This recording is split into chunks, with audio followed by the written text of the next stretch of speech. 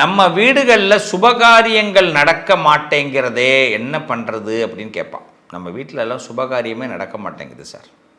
ஒரு நல்ல விஷயங்கள் நடக்கிறதுனா ரொம்ப கஷ்டமாக இருக்குது. நாங்களும் எவ்வளோதோ முயற்சி பண்ணுறோம். ஒரு கல்யாணம் நடக்காதா எங்கள் வீட்டில்? இந்த திருமணத்திற்கான வாய்ப்பே கிடையாதா? எங்கள் குழந்தைங்களுக்கெல்லாம் வயசு 32 37 ஆகிடுத்து. என் பெண் குழந்தைக்கு 39 வயசு ஆகிடுத்துன்னு சொல்கிறவங்கெல்லாம் இருக்காங்க.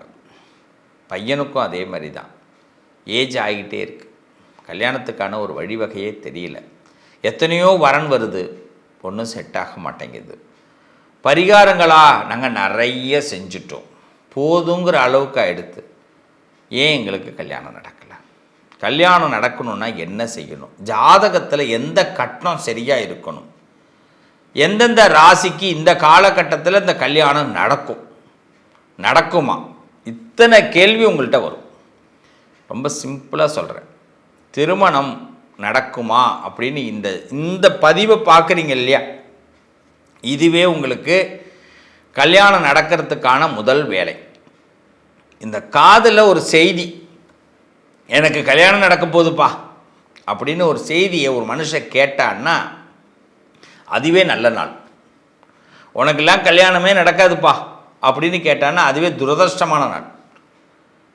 அப்போ இந்த பதிவு என்ன சொல்லுது? இவ்வளவு நாள் கல்யாணம் நடக்கலையா, தடைப்பட்ட கல்யாணம் உங்களுக்கு நடக்க போகுதுங்கிறதான் பதிவு. கல்யாணத்துக்காக யூ ஆர் வெயிட்டிங். இப்போ கண்டிப்பாக கல்யாணம் நடக்க போகுது.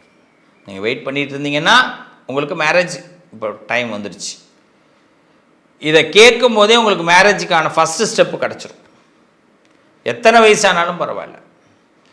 கல்யாணத்தை தடைப்படுறதுக்கு 2 காரணம் தான். ஒன்று நம்ம தான் காரணம், இன்னொன்று ஜோதிடம். நம்ம ஏங்க காரணம் அப்படின்னா வரும்பொழுது பண்ணுறதில்ல. என்றைக்குமே வாய்ப்பு கிடைக்கும் போது யாருமே பயன்படுத்திக்கிறது இல்லை. இன்னொரு சான்சஸ் கிடைக்கும் நம்புறது தான். சின்ன வயசுலேயே கல்யாணத்துக்கான யோகத்தை போகத்தை இறைவன் கொடுத்துருவார். நமக்குள்ளே ஆசை வரும்ல. நமக்குள்ளே சில பேர் கேட்பாங்கல்ல, ஒரு பொண்ணை ஒரு பையன் காதலிக்கிறான், இல்லை ஒரு பையன் ஒரு பொண்ணை காதலிக்கிறாங்க. நிறைய பேருக்கு இந்த காதல் சக்ஸஸே ஆகாது. ஏன் தெரியுமா? காதலிப்பான் போய் சொல்ல மாட்டான், சொல்கிறதுக்கு பயம். அதுக்குள்ளேயும் இன்னொருத்தவங்களை அவங்க காதலித்து கல்யாணம் பண்ணிட்டு போயிடுவாங்க. கல்யாணம் பண்ணுறதுல இதே சிக்கல். ஒரு பொண்ணை கல்யாணம் பண்ணிக்கணும்னு ஆசைப்படுவாங்க, அந்த வீட்டில் ரொம்ப ஆசைப்படுவாங்க, இந்த வீட்டில் பொண்ணு எடுக்கணும், இந்த வீட்டில் பையன் எடுக்கணும் அப்படின்னு நினச்சிக்கிட்டே இருப்பாங்க. இதை பற்றியே பேச மாட்டாங்க. அதுக்குள்ளேயே அவங்க வீட்டில் வேற ஒருத்தவங்களுக்கு கல்யாணம் ஆகிடும். உடனே நம்ம என்ன சொல்லுவோம்? இன்னாருக்கு இன்னாரென்று எழுதி வைத்தான் தேவன் என்று அப்படின்னு நம்ம ஒரு வார்த்தையில் சொல்லி முடிச்சிருவோம். அதெல்லாம் இல்லை. நீ நினச்சா எழுதலாம். எல்லா தீர்ப்பையும் மாற்றி எழுத முடியும். தீர்ப்பை மாற்றி எழுதுறதுக்கு தான் சுவாமி நமக்கு அனுகிரகம் கொடுத்துருக்காரு. நீ பண்ணுறது எதுக்கு? சுவாமி பூஜை பக்தி இதெல்லாம் என்னத்துக்கு? நம்ம மார்க்கண்டேயரோட வரலாறுலாம் பார்க்குறோம். என்ன வரலாறு பார்க்குறோம்? எழுதப்பட்ட விதி மாற்றப்பட்டு இருக்கிறது. அதான உண்மை. அப்போ கல்யாணம்ங்கிறது நினச்சிக்கிட்டே இருக்கக்கூடாது, பேசணும், அடுத்த கட்டத்துக்கு போயிடணும். சார் நான் ஒரு 5 வருஷமாக காதலிக்கிறேன் சார். சந்தோஷம். வீட்டில் பேசுனியாப்பா? பேசணும் சார். அம்மா பேசுனியா? பேசலை சார். அப்புறம் எப்படி கல்யாணம்? இது ஒரு பக்கம். பேரண்ட்ஸ் ஒரு இந்த வீட்டில் பொண்ணு எடுத்தே ஆகணும். பேசுனீங்களா சார்? இல்லை, அது எப்படி பேசுறதுன்னு தெரியல. பேசுங்க. யாரை வச்சு பேசுறது? பேசுங்க, ஆரம்பிங்க. சின்ன வயசுலேயே கல்யாணத்தை பற்றி முதல்ல முடிவுக்கு வாங்க. இப்போ ஜாதகம் ஒருத்தவங்க பார்த்தாங்க. பையனுக்கு 26 வயசு, கல்யாண தசை வந்துருச்சுன்னு சொன்னேன். அதுக்கு அந்த அம்மா என்கிட்ட முதல்ல முறைச்சிக்கிட்டாங்க. சார் என்ன அவன் வேலையே பார்க்கல, அதுக்குள்ளே கல்யாணங்கிறீங்க அப்படின்னு. வயசு 26, இவ்வளோ நாள் ஏன் வேலை பார்க்கல? அவனுக்கு ஒரு நிரந்தரமான வேலை கிடைக்கல சார். நிரந்தரமான வேலை எத்தனை காலத்துலேயும் கிடைக்காது. நம்மக்கிட்ட சரியான தகுதி வேணும். தகுதியை வளர்த்துக்கிட்டு தான் வரணும். எடுத்தோன்னு தகுதியோடு வர முடியுமா? நம்ம சம்பாதிக்கிறோமா? ஏதோ ஒரு வேலை கிடச்சிருச்சு, அடுத்த கல்யாணம். மனைவி வந்த பிறகு தாங்க அதிர்ஷ்டமே. அப்போ கல்யாணம் நம்மளாலே ஃபஸ்ட்டு தடைப்படுது, அப்புறமா தான் ஜோதிடம்லாம். அதனால் நேரம் வரும்பொழுது அந்த கல்யாண பேச்சை ஆரம்பிச்சிடுங்க. பொதுவாக எப்படி கண்டுபிடிக்கலாம் அப்படின்னா, குரு 5ல் 2ஆம் இடத்துல 5ஆம் இடத்துல 7ஆம் இடத்துல 9ஆம் இடத்துல 11ஆம் இடத்துல இத்தனை ஆப்ஷன் கொடுக்குறாரு. அவர் வரும்போது தைரியமாக ஆரம்பிக்கும். அஷ்டமத்தில் சனி நடக்குது, 7.5 சனி நடக்குது. என்ன காரணம் சொல்கிறா தெரியுமா? எல்லாருமே ஜோதிடத்தை பற்றி நிறைய பேர் கல்யாணத்தை தடை பண்ணிடுறா.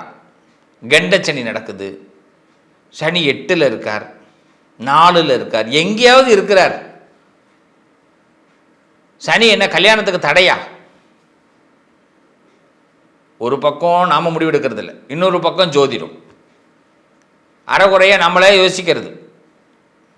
நான் போய் ஒருத்தர்கிட்ட கேட்டேன், ஏன் சார் கல்யாணம் பண்ணலை அப்படின்னு கேட்டால் அவர் சார் சகடை அப்படின்னார். அடே அப்பா, இப்போ கல்யாணம் பண்ணி நடுவில் சகடை வந்தால் என்ன பண்ணுவேன்?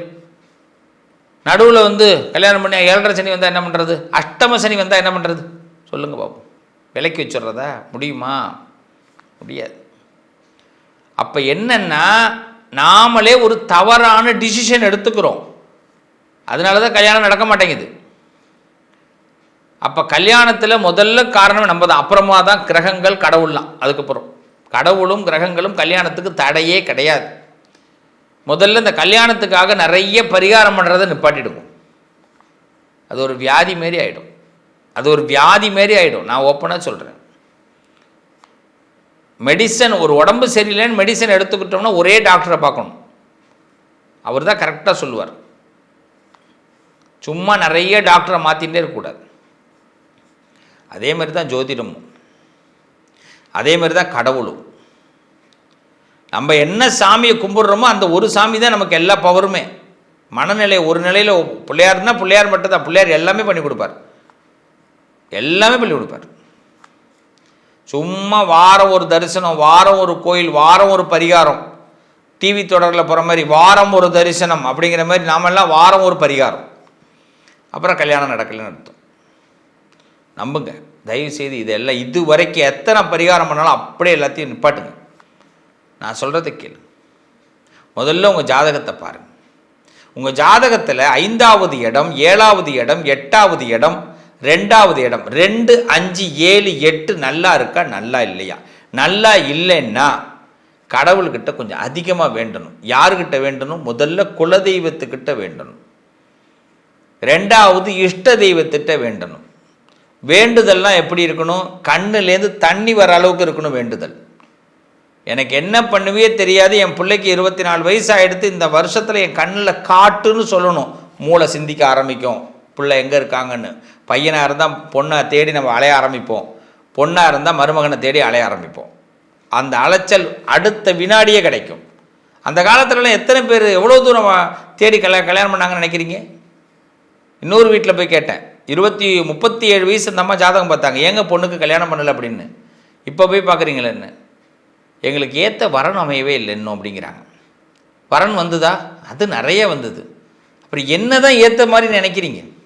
இல்லை, பையன் கலராக இல்லை, சரியாக படிக்கலை. என்ன காரணம் இது? 40 வயசுக்கு பிறகு எந்த பையன் உங்களுக்கு கிடைக்க போகிறான்? நீங்கள் நினச்ச பையன் 40 வயசுக்கு பிறகு எந்த நினச்ச பையன் கிடைக்க போகிறான்? கொஞ்சம் யோசிச்சு பாருங்கள். 40 வயசுக்கு பிறகு கல்யாணம் பண்ணி அவங்களுக்கு குழந்தை பிறந்து, அவங்க குழந்தை எந்த வயசுல இவங்க கல்யாணம் பண்ணுவாங்க? முதுமை காலத்துலையா? ஒன்று கல்யாணத்தை பற்றி இனிமேல் யோசிக்காதீங்க அப்படின்ட்டேன். 39 வயசு யோசிக்க முடியாது. தவறு யாருக்கிட்ட இருந்தது? இந்த கடுமையாக இந்த குற்றச்சாட்டு நான் வைக்கிறேன்னு நினைக்காதீங்க. நிறைய பேர் வீட்டில் இதுதான். ஒருத்தவங்க கேட்டாங்க, அப்படின்னா கல்யாண வயசு தான் என்னங்க அப்படின்னாங்க. 21லேருந்து 24 தான். 25வது வயசில் கல்யாணம் முடிஞ்சிடணும், 26வது வயசில் குழந்தை பெற்றணும், 27வது வயசில் செட்டில்மெண்ட் ஆகிடணும். அப்போ தான் 40 வயசில் நிம்மதியாக இருக்கலாம். 40 வயசில் அவன் நல்லா சம்பாதிக்கணும், ஹெல்த்தியாக இருக்கணும். 52 வயசு ஆகும்போது ஈஸி சேரில் உட்காந்துருக்கணும் சுவாமி. ஆனால் இன்றைக்கெல்லாம் என்ன, 52 வயசில் தான் வாழ்க்கையை ஆரம்பிக்கிறான். கட்டுற டியூலாம் 52க்கு பிறகு தான் ஆரம்பிக்குது. தலைகீழாக வாழ்ந்துக்கிட்டு இருக்கோம் நம்ம எல்லாருமே. ஏன்னா தேடுற நேரத்தில் தேடுறதே கிடையாது. அதனால் அவசியம் இந்த திருமணத்திற்கு இந்த இடங்கள் அவசியம். அதற்கு பிறகு கல்யாணத்துக்கான ஸ்டெப்பை உடனடியாக ஆரம்பிங்க. அதில் இப்போ பாருங்கள், ரிஷபராசிக்கு கல்யாண நேரம் வந்துருச்சு. ரிஷபராசிக்கு கல்யாண நேரம் வந்துருச்சு. நீங்கள் இப்போ தவிர்க்கக்கூடாது. ரிஷப லக்னமாக இருக்கட்டும், ரிஷபராசியாக இருக்கட்டும், நீங்கள் தவிர்க்கக்கூடாது. உங்களுக்கு கல்யாண நேரம் ஸ்டார்டிங். சிம்ம ராசிக்கு கல்யாண நேரம் ஸ்டார்டிங். துலா ராசிக்கு கல்யாண நேரம் ஸ்டார்டிங். தனுசு ராசிக்கு கல்யாண நேரம் ஸ்டார்டிங். கும்பராசிக்கு கல்யாண நேரம் ஸ்டார்டிங். இந்த 5 ராசி இப்போ கல்யாணத்தை பற்றி பேசுங்க. நான் உங்களுக்கு ஒவ்வொரு ராசிக்கு நான் பிளான் சொல்கிறேன். இந்த 5 ராசியும் 5 லக்கணமும், நீங்கள் கும்ப லக்கணமாக இருந்தாலும் சரி, கும்பராசியாக இருந்தாலும் சரி, நீங்கள் தனுசு ராசியாக இருந்தாலும் தனுசு லக்கணமாக இருந்தாலும் சரி, நீங்கள் துலா ராசியாக இருந்தாலும் துலா லக்கணமாக இருந்தாலும் சரி, சிம்ம ராசியாக இருந்து சிம்ம லக்கணமாக இருந்தாலும் சரி, ரிஷப ராசியாக இருந்து ரிஷப லக்கணமாக இருந்தாலும் சரி, கல்யாண பேச்சு ஆரம்பிங்க. கல்யாணம் நடக்கும். ஆரம்பிக்கிறது மட்டும்தான் உங்கள் வேலை, நடத்துறது கடவுளோடைய வேலை. எந்த திசை என்ன ஜாதகத்தை பர்ஃபெக்டாக பார்த்துருங்க. தோஷங்கள் எது இருந்தாலும் பரிகாரம் பண்ணிக்கலாம். என்ன பரிகாரம் பண்ணணும்? செவ்வாய் தோஷமாக இருந்தால் முருகனை கும்பிடுங்க. முருகனை தவிர வேறு எதுவுமே கிடையாது. ராகுகேது தோஷம் இருக்கா, கால சர்ப்ப தோஷம் இருக்கா, கவலைப்படாதீங்க. பேரையூருங்கிற ஊர் இருக்குது புதுக்கோட்டை கிட்ட, திருப்பாம்புரம் இருக்குது, காளகஸ்தி இருக்குது, திருநாகேஸ்வரம் இருக்குது, கீழப்பெரும்பள்ளம் இருக்குது. எதுவுமே இல்லையா? உள்ளூரில் சிவாலயத்தில் நவகிரகம் இருக்குது. அந்த நவகிரகத்துக்கிட்ட சுவாமிகிட்ட பிரார்த்தனை பண்ணுங்க, பாலாபிஷேகம் பண்ணுங்க. எல்லா சுவாமியும் அனுகிரகம் பண்ணுவா. சும்மா தள்ளி போட்டுகிட்டே இருக்கக்கூடாது. நினச்சா ஆரம்பிக்கலாம். ஆரம்பிங்க. குலதெய்வத்தை முன்னிறுத்தி ஆரம்பிங்க. நிச்சயம் கல்யாணம் நடக்கும். வாழ்த்துக்கள்.